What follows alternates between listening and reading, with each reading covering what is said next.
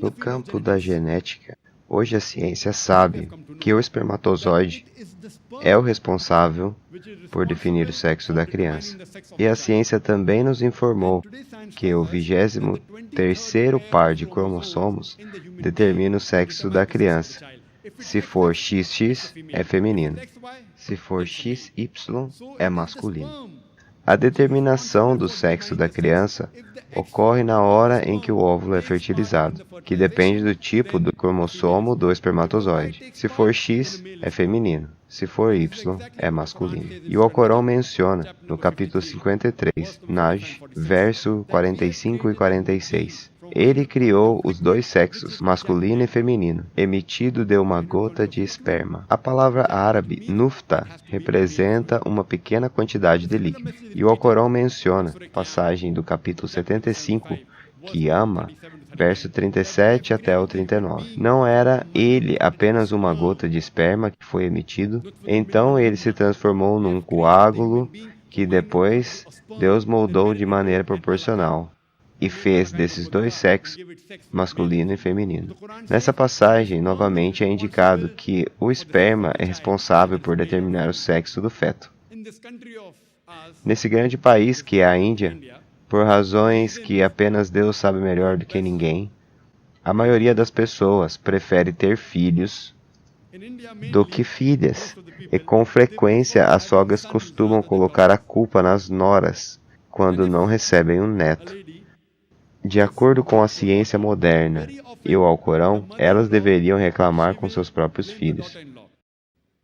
No capítulo 39, Zumar, verso de número 6, diz o seguinte: Ele produziu vocês nos ventres de suas mães, em estágios, um após o outro, em 3 camadas de escuridão.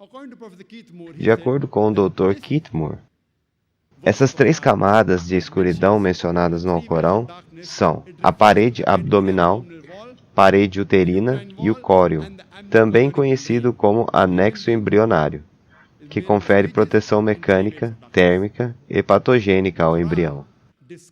O Alcorão descreve os vários estágios embriológicos em detalhes. O Alcorão também menciona os estágios embriológicos no capítulo 23, Mu'minun, versos 12 a 14.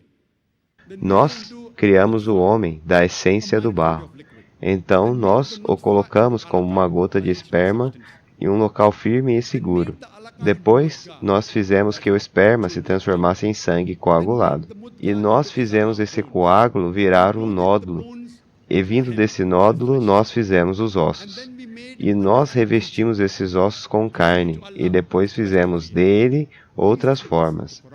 Glória a Deus, o melhor dos criadores. Nesses versos, Deus explica que o homem é criado de uma pequena quantidade de líquido, que é colocada em um local seguro, e o útero é bem protegido pela espinha dorsal, e firme, graças aos músculos dessa região. O embrião também é protegido pela bolsa amniótica, que contém líquido amniótico.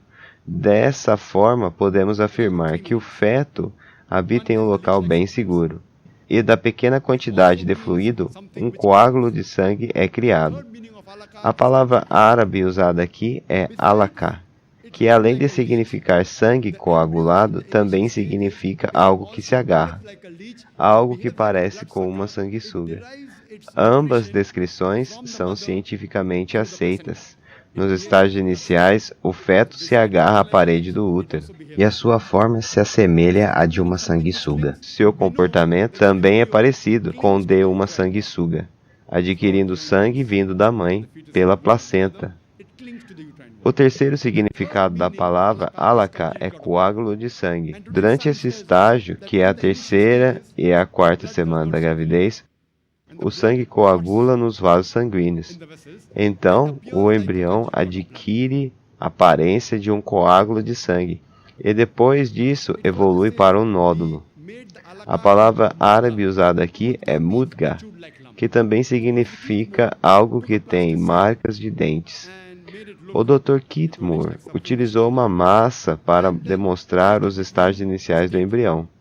com a aparência de uma sanguessuga e mordeu para deixar as marcas de dentes.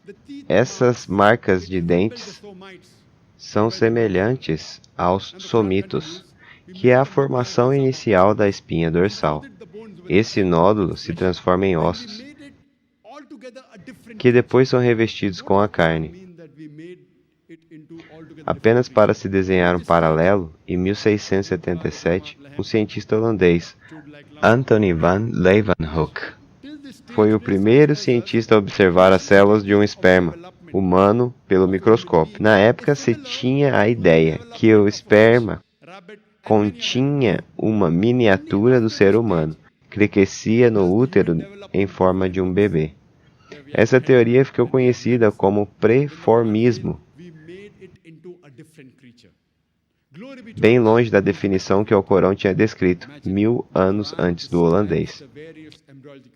De acordo com o Dr. Kitmore, a classificação embrionária moderna, que é adotada no mundo todo, não é fácil de ser compreendida, porque os estágios estão divididos em números, ou seja, estágio 1, estágio 2, estágio 3.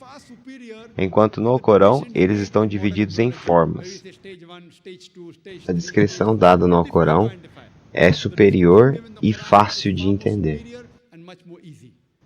No capítulo 22, Hajj, verso 5, o Alcorão diz o seguinte: Nós criamos vocês do pó, então deu uma gota de fluido, depois deu uma forma de coágulo que se assemelha ao de uma sanguessuga.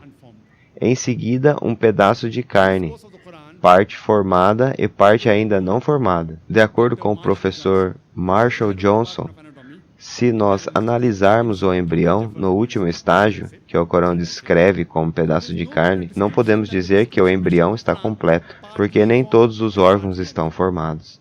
Mas também não podemos dizer que está incompleto, porque alguns órgãos já estão formados. A melhor descrição é aquela que está no Alcorão, parte formada e outra parte não formada. Capítulo 32, Sajda, verso de número 9. Nós demos a você a audição, a visão e o sentimento. E também no capítulo 76, Insan, verso 2. Certamente, nós criamos o homem. Deu uma gota de esperma, então demos a ele a audição e a visão. O primeiro senso a se desenvolver no ser humano é a audição. O feto pode ouvir sons depois da 24ª semana de gestação. Logo depois, na 28ª semana, a retina fica sensível à luz. Em todos os versos, a audição vem antes da visão. Como o profeta Mohammed poderia saber disso 1400 anos atrás? A descrição do Alcorão está de acordo com a ciência moderna.